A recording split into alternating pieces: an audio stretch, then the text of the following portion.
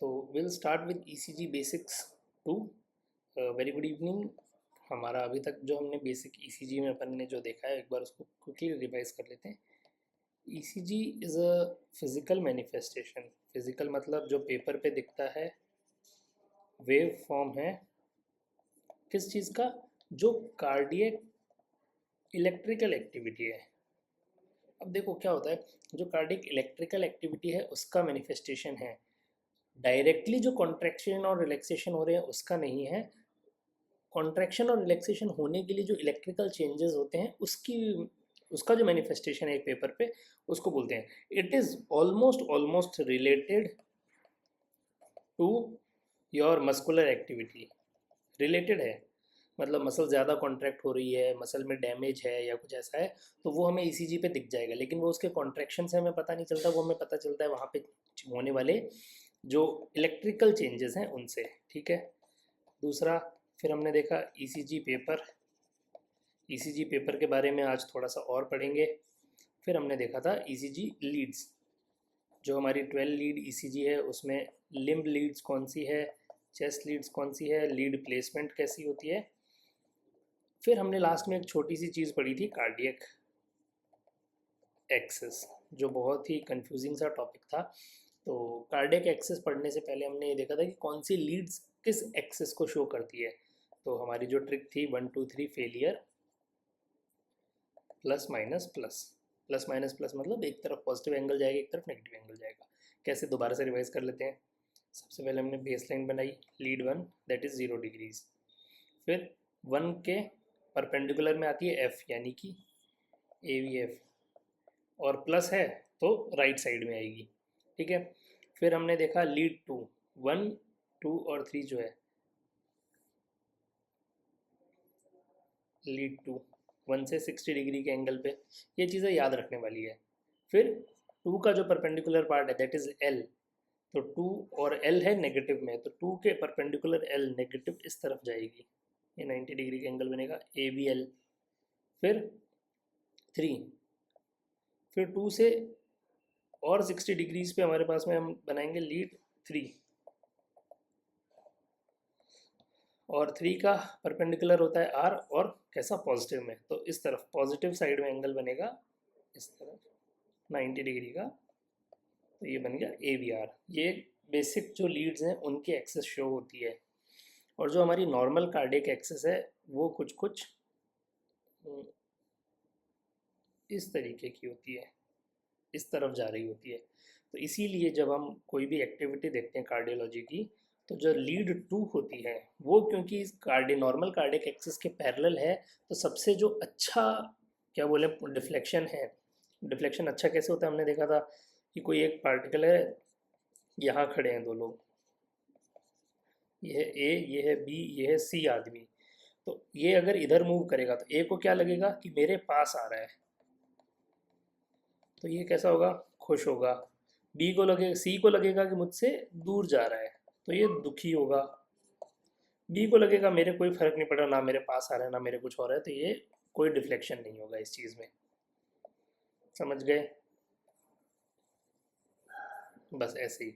तो जो cardiac axis है वो लीड 2 के सबसे ज़्यादा पैरेलल होती है, इसलिए हम जब भी रिदम स्ट्रिप वगैरह निकालते हैं तो उसमें हम लीड 2 देखते हैं। तो आज हम बात करते हैं सबसे पहले ईसीजी पेपर,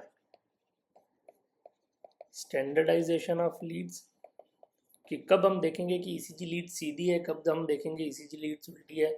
कुछ लोग इस चीज़ से रिलेट कर सकते होंगे कि उन्होंने ईसीजी निकाली और उनकी ईसीजी पे डांट पड़ गई कि ये क्या ईसीजी निकाली है, और फिर देखते हैं कि अरे लीड उल्टी लगाई थी। तो स्टैंडर्डाइजेशन ऑफ ईसीजी लीड्स, और ईसीजी से हम जो भी पैरामीटर्स हैं वो कैसे कैलकुलेट करते हैं। सबसे पहले ईसीजी पेपर की बात कर लेते हैं। तो मैंने कुछ कुछ फोटोज़ रखी है, इससे शुरू करते हैं।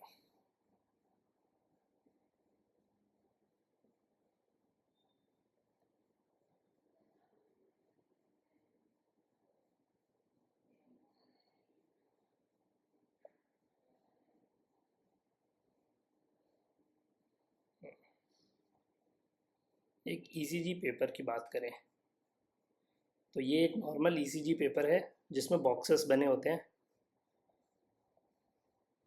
जो ब्लैक कलर से बनाया है वो है लार्ज बॉक्स। 15 mm का होता है, मतलब ये जो है ये 5 mm है और ये भी 5 mm है, ठीक है। फिर जो छोटे बॉक्सेस हैं जिनको रेड कलर से बना रहा हूँ, देख पा रहे हैं रेड कलर से, ये लार्ज बॉक्स, इसके अंदर ये जो छोटे बॉक्सेस हैं,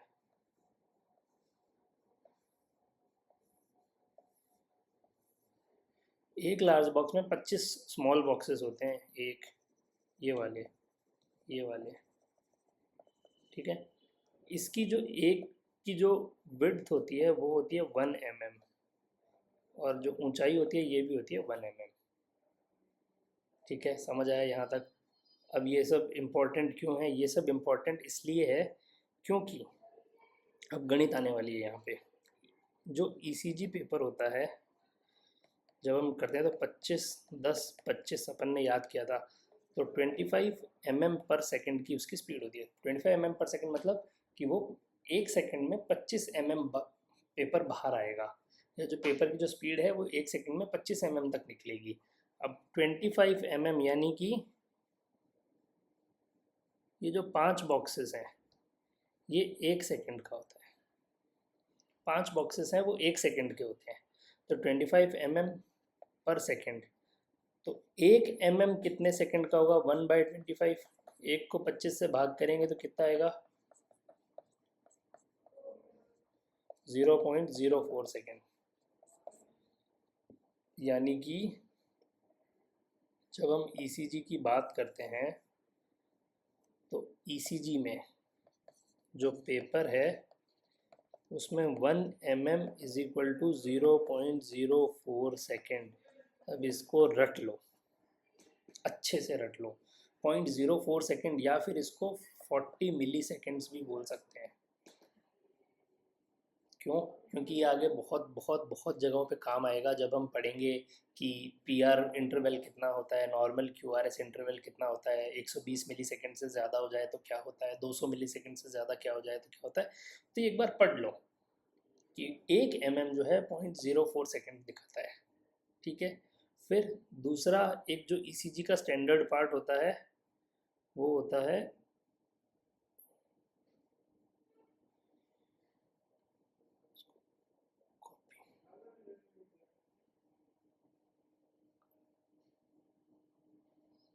दूसरा जो ईसीजी का स्टैंडर्ड पार्ट है दैट इज वोल्टेज। अब देखो हर ईसीजी के स्टार्ट होने पे एक ऐसा बॉक्स बना होता है। ये बॉक्स की खास बात क्या होती है कि ये जो बॉक्स है इसकी हाइट होनी चाहिए 10 mm और विड्थ होनी चाहिए 5 mm। तो हम ये बोलेंगे कि ये एक करेक्ट ईसीजी है। कई बार क्या होता है जब हम ईसीजी निकालते हैं, जब हम ईसीजी एक मिनट सॉरी हाँ, जब हम ईसीजी निकालते हैं तो हमारे सीनियर्स बोलते हैं कि ये ईसीजी सही नहीं है, या उसमें जो ये वेव्स हैं ये बहुत छोटी दिखती है। तो अब वो वेव्स सच में छोटी है या ईसीजी की सेटिंग चेंज है, वो देखते हैं इस बॉक्स से। तो आज का तुम्हारा होमवर्क है, इस बॉक्स का नाम क्या है ये सब पता करो और कमेंट में बताओ कि इस बॉक्स का नाम क्या है। तो ये जो बॉक्स है ये एक स्टैंडर्ड पैरामीटर होता है कि आपका 10 mm तक हाइट होनी चाहिए, 5 mm तक विड्थ होनी चाहिए। वो इसलिए ताकि आइडिया रहे कि जो हमारा 10 mm है वो 1 mV बताता है। मिली वोल्ट मतलब जो इलेक्ट्रिकल एक्टिविटी है, ज़्यादा एक्टिविटी होगी तो ये ज़्यादा लंबे होंगे, कम एक्टिविटी होंगी तो ये कम लंबे होंगे। तो अपने को स्टैंडर्ड मानना है कि एक्टिविटी सही दिखा रहा है या नहीं दिखा रहा, तो उसके लिए अपन ने जो स्टैंडर्ड पैरामीटर लिया है 10 mm/mV का, तो वो सेट हो रहा है कि नहीं हो रहा वो हमें इस बॉक्स से पता चलेगा, ठीक है। समझ गए? तो ईसीजी पेपर में हमने क्या चीज़ें देखी? स्पीड देखी, 25 mm/सेकेंड रखनी होती है। अगर हम 25 mm/सेकेंड रखेंगे तो हमारे पास जो बॉक्सेस हैं उसमें एक छोटे बॉक्स की 1 small box is equal to 0.04 second या फिर 40 मिली सेकेंड। ये चीज़ याद रखना है बस, और कुछ याद रखो ना रखो, ये याद रखना है। ठीक है, चलो अब चलो next topic, ECG paper done. ECG में बॉक्सेस का हमने देख लिया। अब हम आते हैं, ये जो पेपर है इससे हम क्या क्या कैलकुलेट कर सकते हैं, या फिर यूँ बोलें कि एक ईसीजी को इंटरप्रेट कैसे करना होता है, how to interpret an ECG. ECG दे दी एक लंबी पट्टी। अब वापस से हम जाएंगे हमारी पुरानी क्लास में जिसमें हमने एक ईसीजी पढ़ी हो। हम्म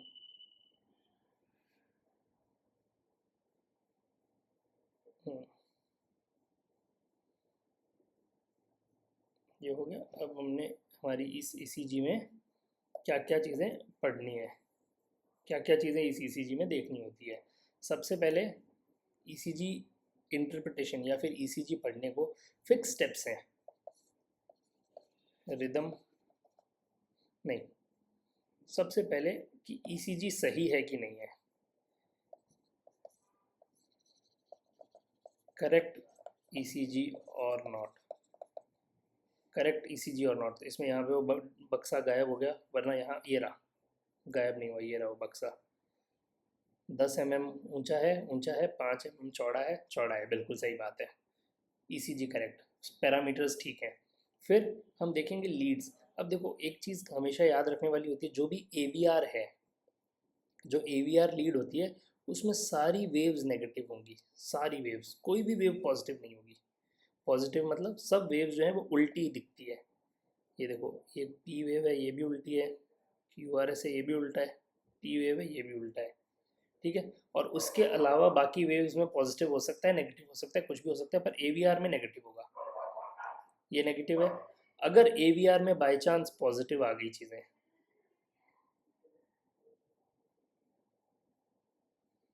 जैसे एवीआर में सारी चीज़ें नेगेटिव रहेगी, लेकिन अगर एवीआर में मैं बोलूँ कि चीज़ें पॉजिटिव हो गई, तो इसका मतलब क्या है, लीड रिवर्सल, यानी उल्टी लगा दी। कि जो हाथ की लगानी थी वो पैर में लगा दी, पैर की लगानी थी हाथ में लगा दी, राइट की लेफ्ट कर दी, लेफ्ट की राइट कर दी। समझे?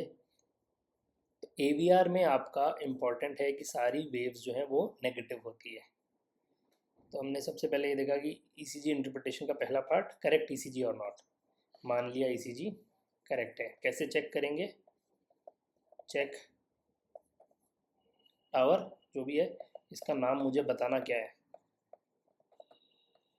कमेंट में। फिर एवीआर और बाकी लीड्स में नेगेटिव है सब चीज़ें, then we move to other thing.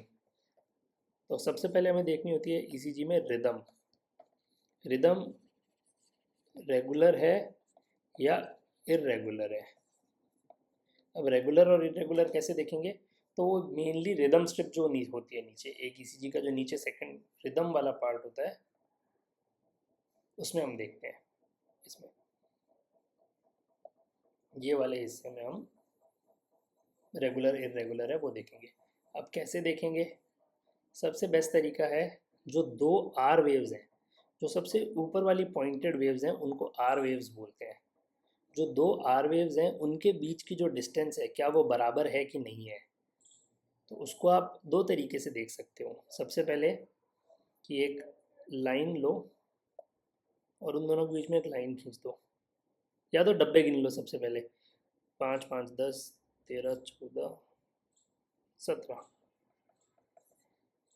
5 5 10 15 16 17, 5 5 14 17, 5 5 15 16 17, लगभग 17 डब्बे आ रहे हैं इन दोनों के बीच में, तो रेगुलर है। कई बार क्या होता है, अब हर बार बॉक्स गिनने तो नहीं बैठ सकते, तो एक सिंपल ट्रिक होती है, what we do, we take a page, उसको हम इसके ऊपर रखते हैं। How do I show you,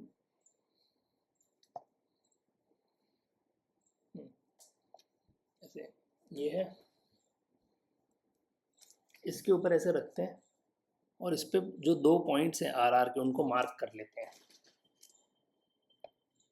और उनको मार्क करने के बाद में आगे कंपेयर करते जाते हैं कि दोनों इक्वल है कि नहीं है। इसके लिए एक अलग से शॉर्ट्स बनाऊंगा मैं, तो वहाँ पे बता दूंगा, नहीं तो हॉस्पिटल में पूछ लेना मुझसे। चलो, तो रेगुलर है या इरेगुलर है? अगर रेगुलर है तो आप रेट 2 वेव से निकाल सकते हो, और अगर इरेगुलर है तो आपको कम से कम 6 सेकेंड्स की ईसीजी। अब देखो, अपन ने देखा जो 5 बॉक्स हैं वो 1 सेकेंड बनाते थे। अब 5 बॉक्स 1 सेकेंड कैसे बनाएंगे? 5 बॉक्स मतलब 25 mm, 1 सेकेंड में 25 mm जा रहा था, तो 6 बॉक्सेस कितना बनाएंगे? 30 बॉक्स। हमें 30 बॉक्सेस लेने होते हैं, फिर उनके बीच में जो आर इंटरवल्स आ रही है उनको कैलकुलेट करना होता है उतनी बीट्स, और फिर उसको 10 से मल्टीप्लाई करना होता है। देखेंगे, इतना चिंता करने वाली कोई बात नहीं है। तो रेगुलर 2 आर वेव, जैसे कि हमने ये लिया,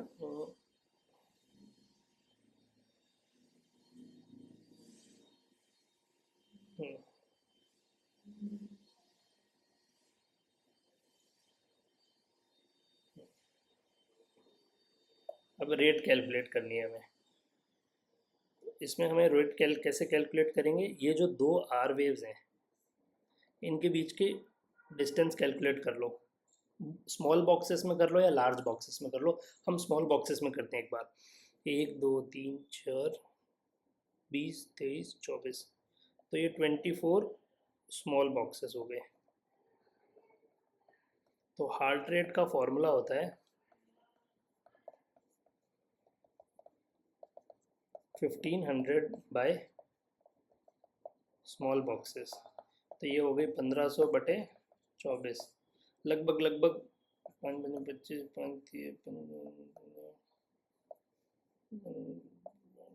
25 60 बीट्स पर मिनट, ये इसकी हार्ट रेट हो गई। अब वहीं पे अगर मैं कोई दूसरी ईसीजी लूँ जिसकी जो बॉक्सेस के बीच का वो है जो कम हो, फॉर एग्ज़ाम्पल ये, इसमें इसका हम रेट कैलकुलेट करें तो 2 आर के बीच में 1 2 3 4 5 25 बॉक्सेस हैं, तो ये 1500 बटे 25, ये तो पूरा पूरा 60 बीट्स पर मिनट बैठ रही है। वहीं पे अगर बीच में एक आर वेव यहाँ आ जाए मान के चलो, तो कितना हो जाएगा? 5 5 10, 1500 बटे 10, 150 बीट्स पर मिनट। समझ आ रहा है ये सारी चीज़ें कि अगर 2 आर के बीच में डिस्टेंस कितना है उसके हिसाब से हमें कैलकुलेट करना होता है। Heart rate is 1500 by small boxes, या फिर 300 बाय लार्ज बॉक्सेस। जैसे इन दोनों के बीच में देखें, इन दोनों के बीच में कितने लार्ज बॉक्सेस आ रहे हैं? 1 2 3 4 5, तो 300 बाय 5 इज़ 60 पर मिनट, तो इसकी हार्ट रेट हो गई 60 पर मिनट। ठीक, चलो। लेकिन वहीं अगर कोई इरेगुलर रिदम आ जाए, मेरे को एक इरेगुलर रिदम की ईसीजी डालने दो यहाँ पे। तो I am back with an irregular rhythm ECG. अब ये जो ईसीजी है इसमें हम देख सकते हैं कि जो 2 आर वेव्स के बीच की डिस्टेंस है वो फिक्स नहीं है। यहाँ पे यहाँ ज़्यादा आ गई, यहाँ तो देखो बहुत ही ज़्यादा है।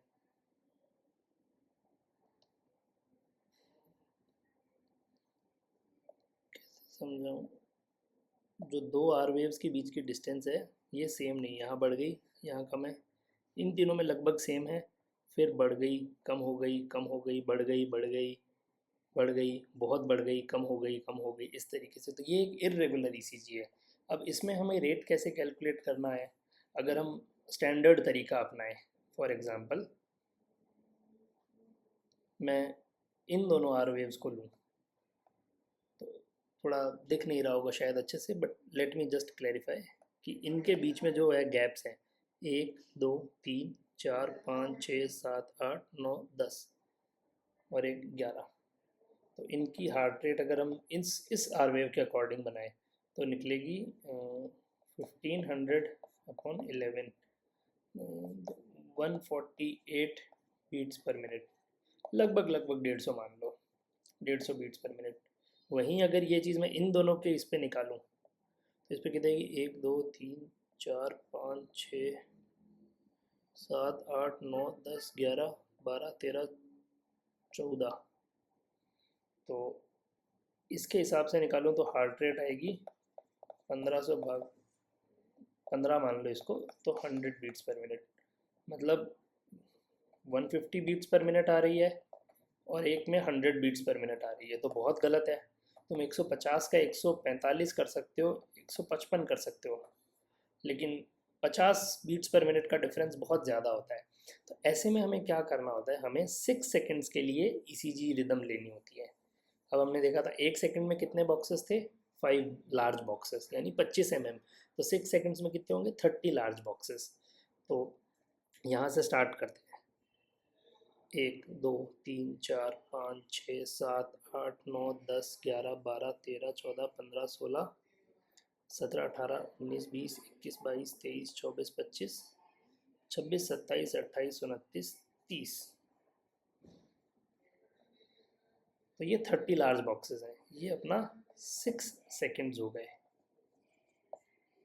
1 सेकंड में यू हैड 25 mm, तो 6 सेकंड में कितने होंगे, 25 इंटू 6, 120 150,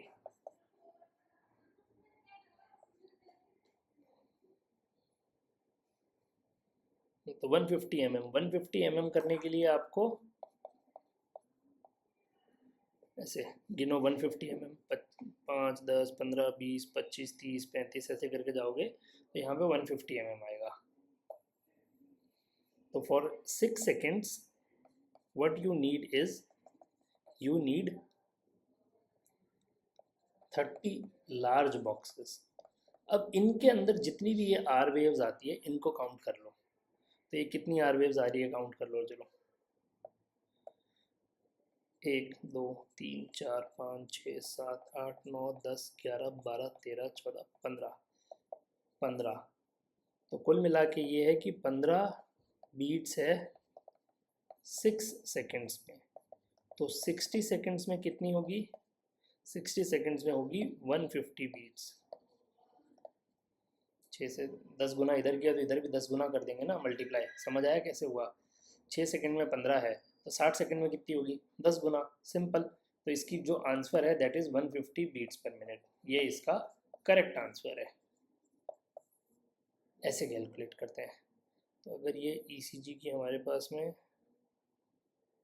नहीं, उसमें वो फाइंडिंग वाली ईसीजी है नहीं, इसमें लिखा नहीं है बीट्स पर मिनट कितनी थी, बट इवेंचुअली अगर हम कैलकुलेट करेंगे तो 1 मिनट में ये 150 बार धड़केगा।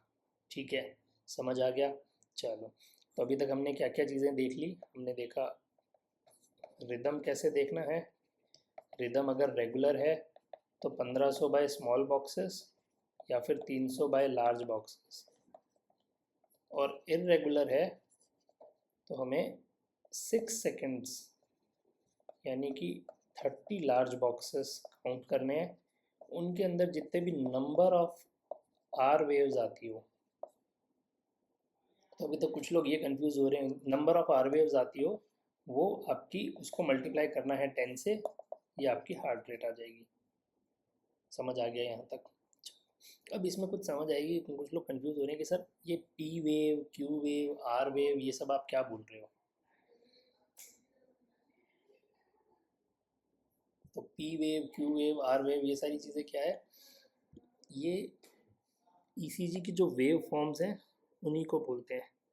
तो उसके लिए हमें पता होना चाहिए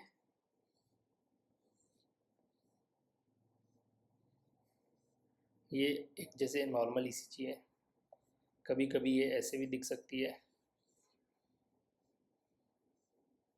कभी कभी ये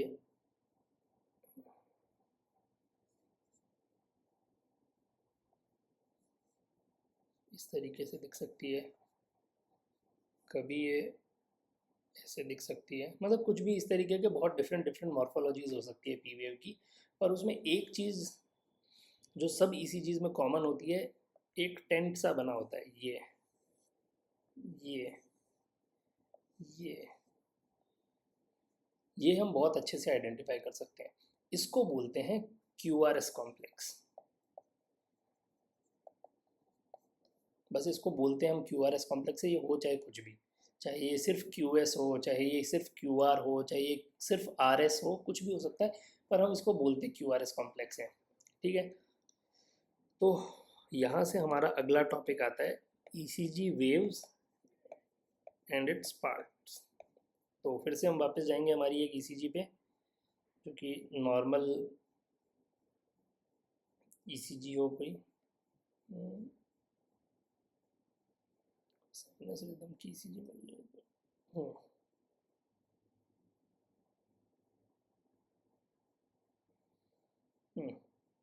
ECG waves and its parts. ठीक है। तो मैं बस ये बता रहा हूँ कि तुमको क्यू आर एस और पी क्यू आर एस कैसे आइडेंटिफाई करना होता है। तो कोई भी जो ईसीजी है जिसमें सबसे पहले जो भी एक टावर सा बना होता है, ये इसको बोलते हैं क्यू आर एस।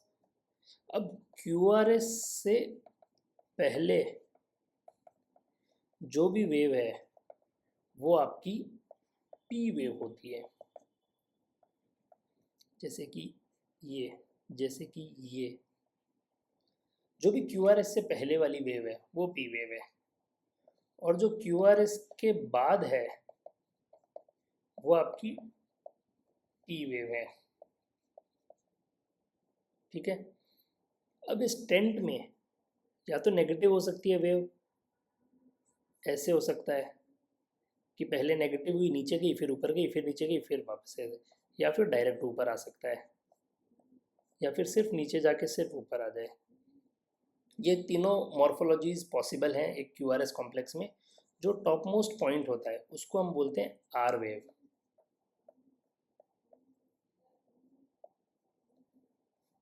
इसमें ये नीचे है तो इसको हम एस वेव बोलेंगे, क्योंकि जो नीचे का जो टॉप मोस्ट पॉइंट है वो एस वेव है, ऊपर का जो टॉप मोस्ट पॉइंट है वो आर वेव है। यहाँ तक समझ आया? तो ये बहुत इंपॉर्टेंट होगा आगे एक्सेस डिटरमाइन करने में। तो हमने रिदम देख ली, रेट निकालना देख लिया। अब हम आते हैं ईसीजी का जो थर्ड पार्ट है, that is axis of ECG. अब इसमें कोई कंफ्यूज हो रहा हो कि सर हम क्यू वेव कौन सी होती है, आर कौन सी होती है, एस कौन सी होती है, वो हम लेटर पढ़ेंगे जब हम क्यू आर एस कॉम्प्लेक्स पढ़ेंगे तब। कि पहली नेगेटिव वेव है तो उसको क्यू वेव बोलेंगे, पहली पॉजिटिव है तो उसको आर वेव बोलेंगे, एक पॉजिटिव के बाद दूसरी वेव जो पॉजिटिव आ रही है उसको आर डैश बोलेंगे, पहली दूसरी नेगेटिव वेव को हम एस वेव बोलेंगे। आगे बताएंगे पूरी चीज़ें। तो सबसे पहले हम आएंगे एक्सेस ऑफ ईसीजी। हमने अभी तक देख लिया रेट, रिदम रेगुलर है कि नहीं है, फिर देख लिया रेट। अब आते हैं एक्सेस। कहानी बनाएंगे, lead 1 aVF, lead 2 2 3 R L 1 F, ये ईसीजी होती है। और ये हमारी हो गई नॉर्मल कार्डियक एक्सेस। अब क्या होता है, कोई भी एक ईसीजी में हमें ये देख के बताना होगा कि जो कार्डियक एक्सेस है वो नॉर्मल है, राइट एक्सेस है, या फिर लेफ्ट एक्सेस है। तो उसके लिए मुझे लेके आनी होगी फिर से एक्सेस वाली ईसीजी। ठीक है, वापस आ गए हम। तो अब हम आएंगे ईसीजी में एक्सेस पे। एक्सेस ऑफ ईसीजी हमने देखा कि ईसीजी में ये लीड्स हैं, ये इस तरीके से शो होती है, और अब हमें इनकी एक्सेस कैलकुलेट करना है। तो बेसिकली हमें कार्डियक एक्सेस देखनी है कि हार्ट राइट एक्सेस डेविएशन तो नहीं है, हार्ट में लेफ्ट एक्सेस डेविएशन तो नहीं है। तो उसके लिए हमें सबसे पहले देखना होता है ईसीजी में लीड 1 और लीड एवीएफ। ट्रिक बता रहा हूँ, वेक्टर से भी निकाल सकते हैं, पर अपन पहले ट्रिक से समझ लेते हैं। इजी तरीका जो है, सबसे पहले हमें देखनी होती है लीड 1 और लीड एवीएफ। ठीक है, लीड 1 लीड एवीएफ। अब देखो लीड, यहाँ की लीड 1 बनाओ, लीड 1 कुछ कुछ ऐसी बन रही है। लीड एवीएफ बनाओ, लीड एवीएफ ऐसी बन रही है, सॉरी ऐसी बन रही है, ठीक है। यहाँ की लीड 1 बनाओ, लीड 1 ऐसी बन रही है, यहाँ की लीड AVF बनाओ तो ये थोड़ी सी ऐसी जाएगी, ऐसी बन रही है। अब क्या हम ये देख सकते हैं कि ये दोनों जो पॉइंट्स हैं, इनके जो पॉइंट्स हैं वो एक दूसरे की तरफ आ रहे हैं, they are reaching towards each other. क्या वो एक दूसरे की तरफ आ रहे हैं, रीच कर रहे हैं, पहुंच रहे हैं, मिल रहे हैं, इन इसमें बात कर रहा हूँ, ठीक है। अगर वो रीच कर रहे हैं या फिर टूवर्ड्स हैं, मिल रहे हैं, तो वो होता है R for reaching, R for right axis deviation.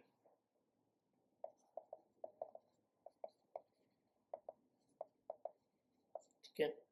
वहीं इसका जो लीड 1 है वो ऊपर की तरफ है और जो लीड F का जो टॉप मोस्ट पॉइंट है वो नीचे की तरफ है, ठीक है।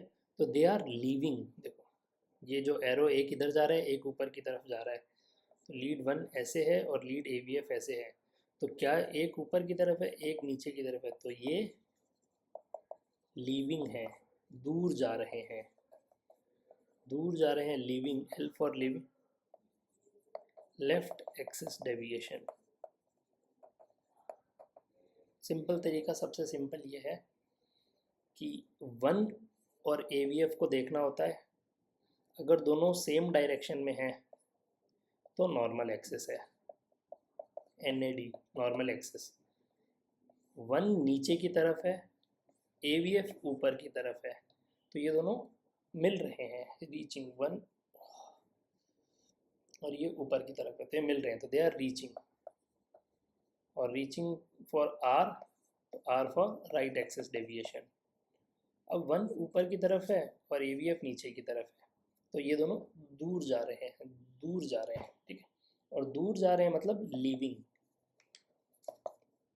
तो ये लेफ्ट एक्सिस डेविएशन है। तो उसके लिए हमें पता होना चाहिए सर ये हम राइट एक्सिस डेविएशन और लेफ्ट एक्सिस डेविएशन क्यों पढ़ते हैं, क्या दिक्कत होता क्या है। लेफ्ट एक्सिस डेविएशन मतलब लेफ्ट वेंट्रिकल ज़्यादा काम कर रहा है, राइट एक्सिस डेविएशन मतलब राइट वेंट्रिकल पे ज़्यादा लोड पड़ रहा है, काम कर रहा है या फिर लोड पड़ रहा है। जैसे कि हाइपरटेंशन हो गया, सीवियर हाइपरटेंशन हो गया, सीरी क्यों चालू हो गई, एओर्टिक स्टेनोसिस हो गया, इसमें RBH हो गया, LVH हो गया, इधर पल्मोनरी हाइपरटेंशन हो गया, एक्सेट्रा एक्सेट्रा, और भी बहुत से कॉजेज़ हैं जो इन सब चीज़ों में हो सकते हैं, ठीक है। एक मिनट, ठीक है। तो यहाँ तक हमने देख लिया कि हमने ECG रेट, रिदम, एक्सिस कैसे निकालते हैं, फिर हमने देखा एक्सिस में right axis deviation, left axis deviation. अब जो हमारा नेक्स्ट टॉपिक रहेगा वो होगा wave forms of ECG। Wave forms of ECG में P wave, QRS, T wave, इनकी अपन बेसिक बातें करेंगे। Diseases related to P wave, QRS, T wave. फिर हम आ जाते हैं सेगमेंट्स पे। सेगमेंट्स में हम देखेंगे PR segment, ST segment mainly, और RR इंटरवल। फिर उसके बाद हमें करना है क्लॉक्स, या फिर यूँ बोलें कि उसके बाद हम डिसऑर्डर्स ऑफ ECG रिदम, सबसे पहले तो जिसको बोलते हैं अरिदमिया, ये करेंगे। फिर डिसऑर्डर ऑफ ECG मॉर्फोलॉजी, जिसमें मेनली हम MI पढ़ेंगे, MI ST एलिवेटेड MI और नॉन ST एलिवेटेड MI, जिसको ACS बोलते हैं, ST एलिवेटेड MI और NST ACS। तो आई गेस यहाँ तक के लिए ठीक है। आज के लिए मेरे हिसाब से इतना ही, बाकी का जो है वो हम नेक्स्ट सेक्शन में करेंगे। कोई भी डाउट्स हो प्लीज़ एक बार पूछ लेना। और जाते जाते बस एक बेसिक चीज़ सिखा के जाता हूँ, how to calculate axis of cardio heart axis by ECG vector डाल के। तो अभी तक अपन ने एक्सेस निकालना सीखा 1 और AVF से। 1 और AVF से देखा कि अगर दोनों 1 और AVF ऑपोजिट डायरेक्शन में है, यानी कि लीविंग, दूर जा रहे हैं, तो वो लेफ्ट एक्सिस डेविएशन है। अगर वो दोनों सेम डायरेक्शन में आ रहे हैं, रीचिंग, तो वो सेम डायरेक्शन मतलब एक दूसरे की तरफ आ रहे हैं, तो वो राइट एक्सिस डेविएशन है। अगर वो दोनों इस तरीके से हैं कि दोनों ही ऊपर की तरफ जा रहे हैं, पॉजिटिव हैं, तो ये नॉर्मल है। और अगर दोनों ही नेगेटिव हैं तो ये एक्सट्रीम एक्सिस डेविएशन है। अब इसके अलावा और कौन से तरीके होते हैं ईसीजी देखने के, वेक्टर देखने के, तो वो अपन मैं तुम्हें बताता हूँ। कोई भी एक नॉर्मल ईसीजी उठा लेते हैं हम,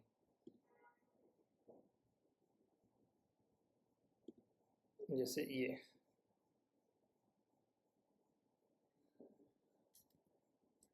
ठीक है, ये एक ईसीजी है।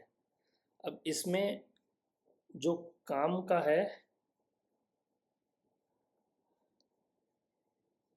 जो चेस्ट लीड्स हैं, लिम्ब लीड्स हैं, सिर्फ वो काम किए हैं।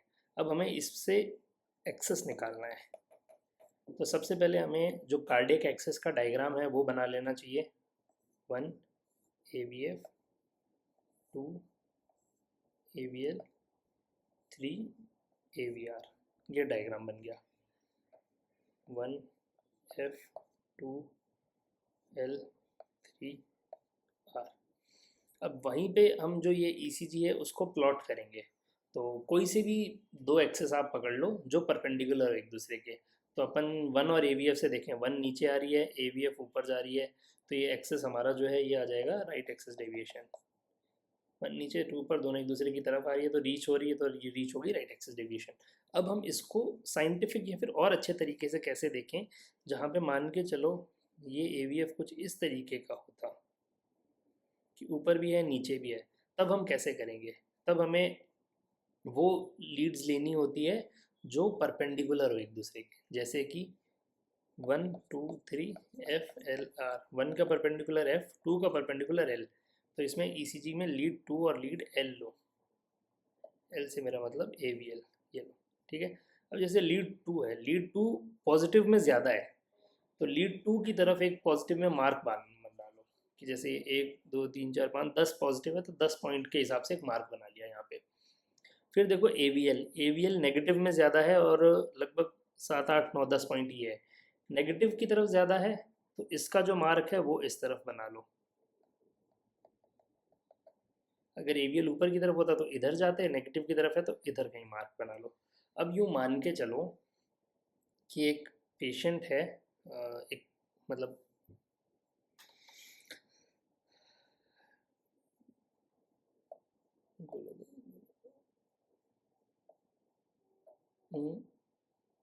इसको अब समझे।